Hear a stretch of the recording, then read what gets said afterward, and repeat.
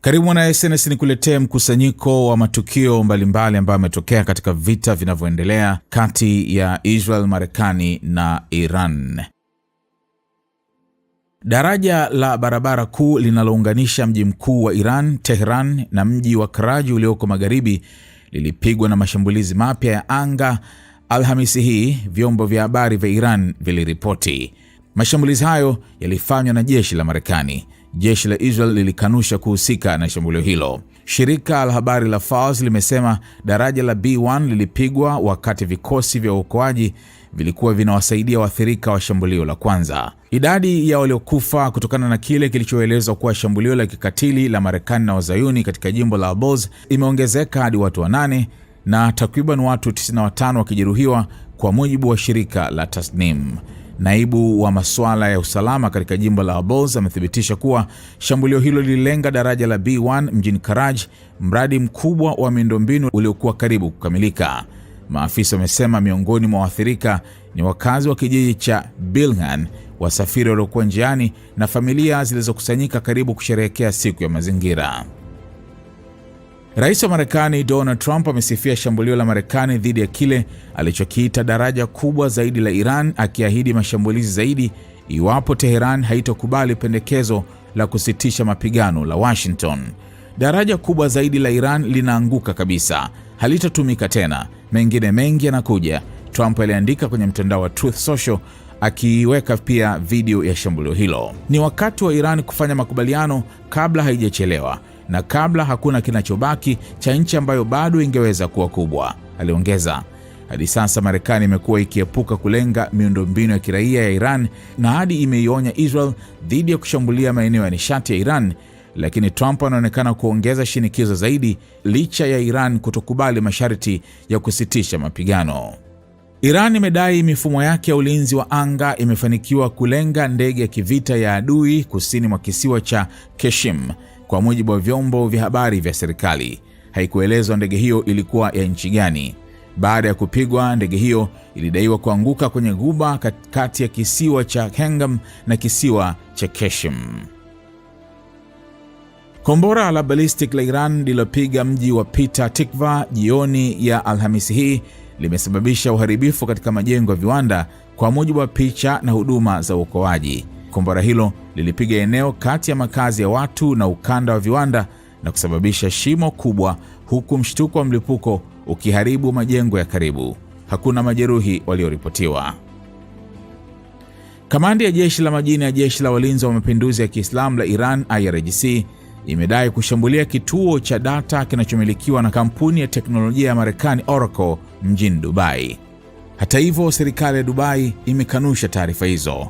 Katika taarifa iliyochapishwa kwenye mtandao wa X, ofisi ya vyombo vya habari ya serikali ya Dubai imesema ripoti zinazodai kuwa IRGC ilianzisha au ilijaribu kufanya shambulio mjini Dubai ni habari za uongo zisizo na msingi wa ukweli. Mamlaka za Dubai zimekuwa zikionya mara kwa mara dhidi ya kusambaza kwa taarifa potofu, hasa wakati wa mvutano mkubwa wa kikanda, zikisisitiza umuhimu wa kutegemea taarifa sahihi na kuwataka wananchi kupata habari kupitia vyanzo rasmi vya serikali pekee. Jeshi la anga la Israel limepiga mabomu makao kadhaa nchini Iran yanayosimamia fedha za vikosi vya kijeshi, utengenezaji wa silaha na ufadhili wa makundi wa shirika, kwa mujibu wa jeshi la Israel. Iran kupitia kikosi cha Quds imeripotiwa kuhamisha fedha nyingi kwa makundi ya silaha Mashariki ya Kati. Kwa mujibu wa taarifa hiyo, Iran huipatia Hezbollah ya Lebanon takriban dola bilioni 1 kwa mwaka, huku mwaka 2025 kiasi hicho kikifikia karibu dola bilioni 2. Pia mamilioni ya dola hupelekwa kwa Hamas, makundi mengine ya Palestina, Wahuthi wa Yemen na wanamgambo nchini Iraq. Jeshi la Israel limesema limewaua takriban wapiganaji 1000 wa Hezbollah nchini Lebanon tangu mapigano yaongezeke katika vita vinavyoihusisha Iran. Miongoni mwao ni wanachama wengi wa kikosi maalumu cha Radwan, kwa mujibu wa jeshi hilo. Katika siku moja iliyopita, Hezbollah imerusha takriban makombora 130 yaliyovuka mpaka kuelekea Israel. Makombora mengi yalidunguliwa au kuanguka maeneo ya wazi, lakini baadhi yaligonga miji ya Israel na kujeruhi watu kadhaa kwa majeraha madogo na kusababisha uharibifu. Hezbollah pia ilirusha mamia ya makombora mengine dhidi ya wanajeshi wa Israel wanaofanya operesheni kusini mwa Lebanon.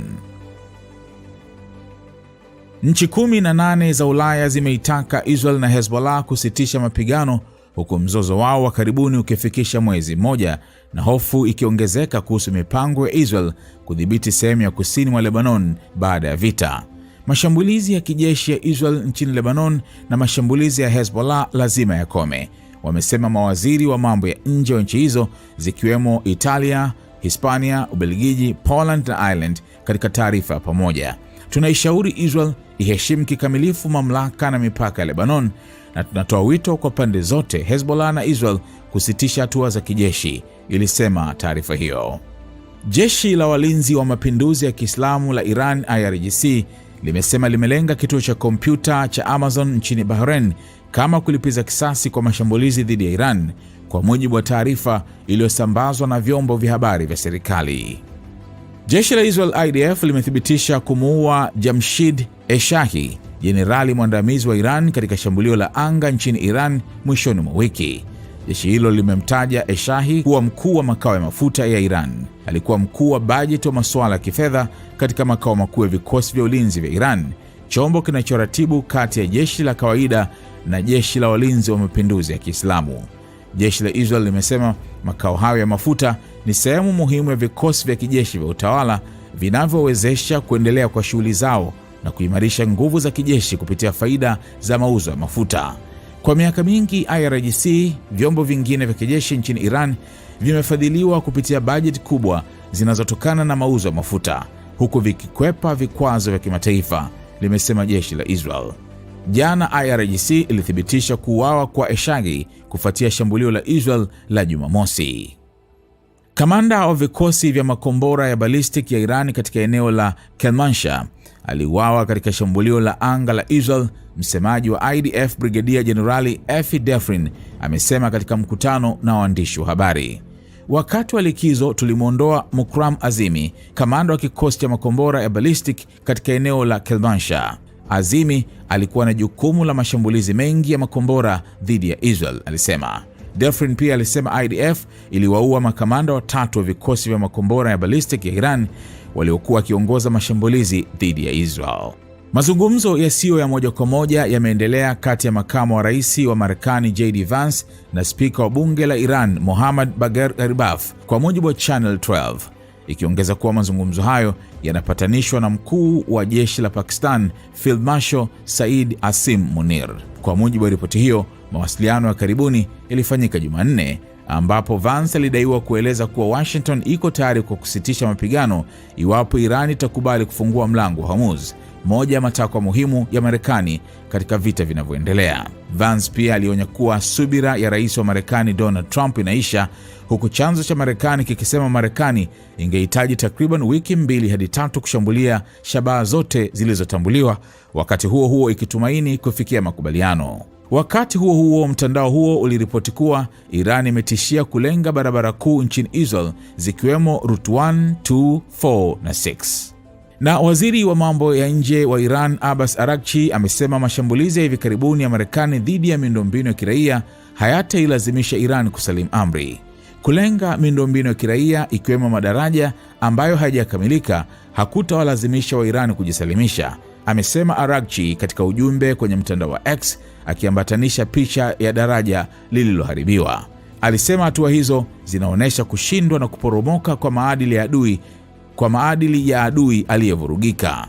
Mapema Alhamisi, shambulio la Marekani na Israel lililenga daraja la B1 mjini Karaj, magharibi mwa Tehran, na kuua takriban watu 8 na kujeruhi wengine kadhaa.